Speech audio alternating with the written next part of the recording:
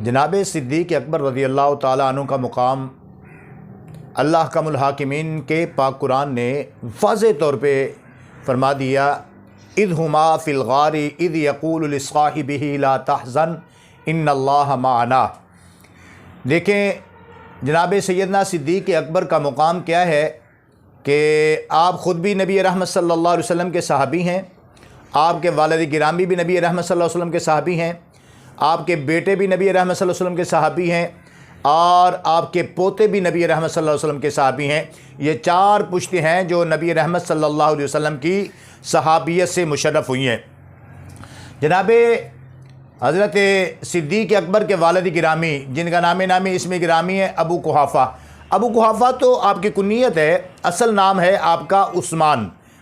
ابو قحافہ آپ کنیت کرتے تھے، جیسا کہ حضرت ابو بکر صدیق آپ کا اصل نام عبداللہ ہے، اور ابو بکر جبکہ بکر آپ کا کوئی بیٹا نہیں ہے، آپ کنیت کرتے تھے ابو بکر، اور جو سرکار کی بارگاہ سے انعام ملا وہ صدیق اکبر کا مقام اور ٹائٹل ملا۔ صدیق اکبر رضی اللہ تعالیٰ عنہ وہ خوش نصیب ہیں جنہیں جبریل امین آ کر بھی اللہ کی بارگاہ سے، اللہ کی طرف سے رسول اللہ کی بارگاہ میں آ کر سلام کہتے تھے۔ نبی رحمت صلی اللہ علیہ وسلم نے سیدنا صدیق اکبر رضی اللہ تعالیٰ عنہ کو ایک مرتبہ دیکھا، صحابہ کرام رضوان اللہ علیہم اجمعین مسجد میں بیٹھے ہوئے ہیں، تو سیدنا حضرت صدیق اکبر بھی انہی میں تشریف فرما ہے۔ نبی رحمت صلی اللہ علیہ وسلم نے فرمایا کہ اے میرے صحابہ، میں اپنی فاطمہ کا نکاح کرنا چاہتا ہوں۔ رشتہ لے کر علی المرتضیٰ آئے ہیں اللہ کی اذن سے۔ اب مشورہ دو، مختلف صحابہ نے اپنا اپنا مشورہ دیا۔ آج خاموش ہیں تو صدیق اکبر خاموش ہے۔ جناب سیدنا صدیق اکبر خاموشی سے اسی مجمع میں، اسی محفل میں، اسی سرکار کے غلاموں میں بیٹھے ہوئے ہیں۔ نبی رحمت صلی اللہ علیہ وسلم نے جب اپنا بیان کر لیا، سرکار نے مشورے پوچھ لیے، سرکار کی بارگاہ میں صحابہ نے اپنی اپنی رائے پیش کر دی، تو نبی رحمت صلی اللہ علیہ وسلم باہر تشریف لے آئے۔ صدیق اکبر بھی تیزی سے سرکار کے پیچھے آئے اور آ کر کے ہاتھ باندھ کے عرض کیا، یا رسول اللہ، کملی والے آقا، میں ایک گزارش کرنا چاہتا ہوں، التجا کرنا چاہتا ہوں۔ سرکار نے فرمایا ابو بکر پوچھ کیا کہنا چاہتا ہے؟ عرض کی، یا رسول اللہ صلی اللہ علیہ وسلم، شہزادی کونین کا عقد آپ نے کرنا ہے، نکاح آپ نے کرنا ہے۔ حضور میں جیسی آپ کی مرضی، جہاں جی چاہے آپ کا آپ کر سکتے ہیں، آپ مالک ہیں، تو حضور میں گزارش یہ کرنا چاہتا ہوں، کیا اس شہزادی کونین کے لیے جن کے لیے آپ نے فرمایا فاطمہ تم بدعۃ منی، فاطمہ میرے جگر کا ٹکڑا ہے، اس کے لیے کچھ بنایا بھی ہے؟ جب بیٹی کو رخصت کیا جاتا ہے، جب بیٹی کو اپنے گھر میں بھیجا جاتا ہے، تو اس وقت اس کے لیے جو ہے وہ انتظامات کیے جاتے ہیں، اس کے جہیز کے معاملات ہوتے ہیں۔ کائنات کے لوگوں ذرا دیکھو آج میرے کریم نبی صلی اللہ علیہ وسلم کی پیاری صاحبزادی کا، یہ کسی اور بیان میں انشاءاللہ یہ وضاحت کر دوں گا کہ سرکار نے اپنی پیاری صاحبزادی کو کیا کیا دیا ہے، لیکن آج صدیق اکبر کہتے ہیں کہ اس پیاری صاحبزادی کے لیے کچھ بنایا ہے۔ سرکار نے فرمایا ابو بکر تو میرا کتنا خیال کرتا ہے، یہاں تک کہ آج تو میری بیٹی کا بھی خیال کر رہا ہے۔ صدیق اکبر کا نبی رحمت صلی اللہ علیہ وسلم نے ہاتھ پکڑا، ساتھ ہی صدیق اکبر کہتے ہیں آقا اگر مناسب سمجھیں تو میرے پاس میں نے کچھ مال رکھا ہوا ہے، وہ میں پیش کرتا ہوں حضور اپنی پیاری بٹھیا کے لیے۔ نبی رحمت صلی اللہ علیہ وسلم نے صدیق اکبر کا ہاتھ پکڑا اور اندر لے آئے۔ میرے کریم نبی صلی اللہ علیہ وسلم کی چشمان مبارک میں آنسو آ گئے۔ آقا فرماتے ہیں کائنات میں کسی کا بھی مجھ پر احسان ہے تو میں محمد نے اتار دیے ہیں، اور ابو بکر وہ ہے کہ جس کے احسانات مجھ پر باقی ہیں، روز محشر میرا اللہ اتارے گا۔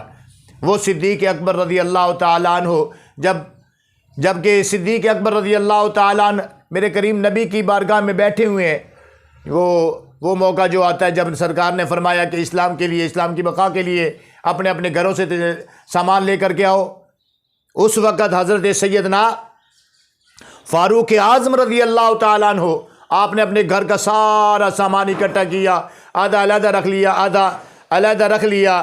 آقا کونین صلی اللہ علیہ وسلم کی بارگاہ میں آدھا لے کر کے آ گئے، تو نبی رحمت صلی اللہ علیہ وسلم نے ان سے بھی پوچھا ما ابقیت لی اہلک، اپنے گھر والوں کے لیے کیا رکھ کے آئے ہو، کیا لے کے آئے ہو؟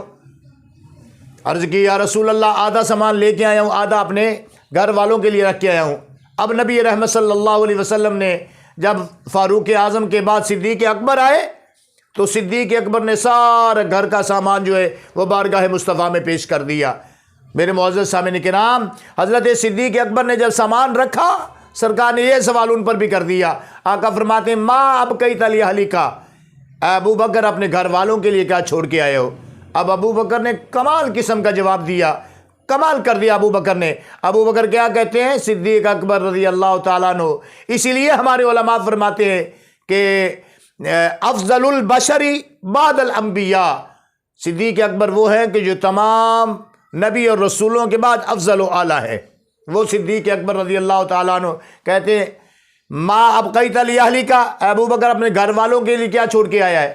عرض کی کہ ابقیت لہم اللہ ورسولہ، اللہ اور اس کا رسول اپنے گھر والوں کے لیے چھوڑ کے آیا ہوں۔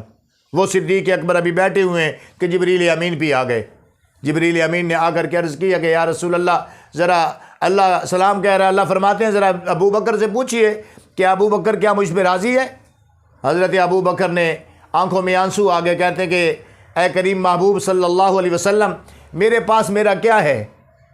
اب اس سے پوچھ لیجئے کہ وہ اپنے بندے پہ راضی ہے، میرے پاس تو میرا اپنا کچھ بھی نہیں ہے، یہ اس مالک کی عطا ہے، وہ میرا خالق ہے، وہ میرا رب ہے اور رب العالمین ہے، یہ سبھی عطا اسی رب کی ہے، میرے پاس اپنا کچھ بھی نہیں ہے۔ وہ صدیق اکبر رضی اللہ تعالیٰ عنہ جب میرے کریم نبی صلی اللہ علیہ وسلم کی بارگاہ میں غار میں بیٹھے ہوئے تھے، یہ جملے قابل توجہ ہیں، غار میں بیٹھے ہوئے تھے تو اللہ نے اپنا پاک قرآن نازل کیا، اذ ہما فی الغار اذ یقول لصاحبہ لا تحزن ان اللہ معنا۔ اب یہاں پہ جو نقطہ قابل توجہ ہے وہ یہ ہے کہ اذ ہما فی الغار اذ یقول لصاحبہ لا تحزن، جب غار میں دو بیٹھے ہوئے تھے، ایک میں سے دوسرا جو تھا، اب دونوں اینگل سے دیکھیں، اگر صدیق اکبر کو پہلی طرف لے کر آئے، آقا کونین صلی اللہ علیہ وسلم کو دوسرے نمبر پہ لے جاتے ہیں، اگر وہ نبی رحمت صلی اللہ علیہ وسلم کو پہلے نمبر پہ لے آئے، صدیق اکبر دوسری طرف جاتے ہیں۔ اب جس اینگل سے بھی دیکھا جائے تو ایک میں سے دوسرا سرکار نے جب یہ آیہ کریمہ سنی، اللہ نے کیا اعلان کیا؟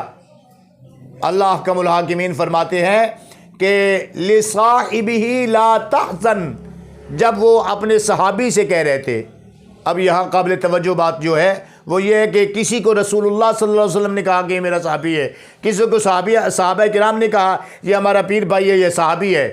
ابو بکر وہ شخص ہیں کہ جنہیں اللہ کے قرآن نے یہ اعلان کر دیا اور کہا کہ اذ ہما فی الغار اذ یقول لصاحبہ لا تحزن، جب وہ اپنے صحابی سے فرما رہے تھے کہ لا تحزن، غم نہ کر، ان اللہ معنا، اللہ ہمارے ساتھ ہے۔ اسی لیے ہمارے علماء کہتے ہیں کہ اگر کوئی اور صحابی اس کی صحابیت کا انکار کیا تو انسان گناہ گار ہوگا، مجرم وہ بھی ہے، اس نے حدیث پاک کا انکار کیا ہے، اور جو حضرت صدیق اکبر کی صحابیت کا انکار کرے وہ گناہ گار نہیں ہوگا، وہ کافر ہے، وہ حلقہ اسلام سے، دائرہ اسلام سے وہ خارج ہے۔ کیوں؟